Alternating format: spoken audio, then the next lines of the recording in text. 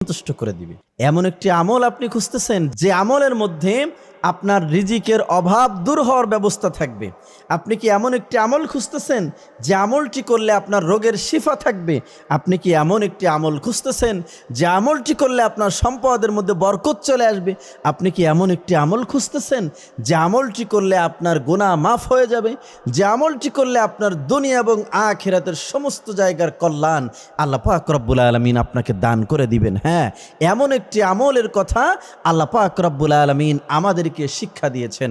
আল্লাহ তাআলা বলেছেন, ফাকুলতু আস্তাগফিরু রাব্বাকুম ইন্নাহু কানা গফফারা ইউরসিলিস সামাআ আলাইকুম মিদরারা ওয়া ইউমদিদকুম বিআমওয়ালিন ওয়া বানিনা ওয়া ইয়াজআল লাকুম জান্নাত